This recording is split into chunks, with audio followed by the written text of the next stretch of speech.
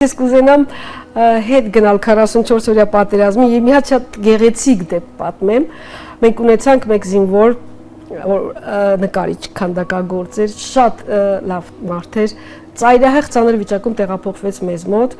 եւ անդադ ինքը անհանգստանում էր, որտեղ բացի դրանից, որ ֆոսֆորային այրվածքներ կար, որը չկարողացանք իրականում ապացուցել եւ ուներ ստորին վերջույթների, երկու ստորին վերջույթների ոսկորների կոտրվածքներ, զույգ ոսկորների կոտրվածքներ, բարդ դեպքեր ու անդադ ինքը մտածում էր, որ հնարավոր է, որ երկու ոտքը ամպուտացվի, բայց այդ երիտասարդը առողջացավ եւ մենք ունեցանք սեր, մեր վիրակապարանի բուժքույրը եւ երիտասարդը ամուսնացան եւ մեկ բալիկ ունեն, երջանիկ են եւ կարծում եմ բոլոր նույնիսկ հիվանդությունները, որ ավարտվի այսպես եւ երջանիկ ավարտնա գուցե հավանաբար ճակատագիր է իհարկե շատ գեղեցիկ է։ Ես կուզենամ բոլորը ով հիվանդանում է, եթե չունի կողակիցը, թող ունենա կողակիցը, գոնե այս հիվանդությունից ինչ որ լավ բան տանի։ Այո։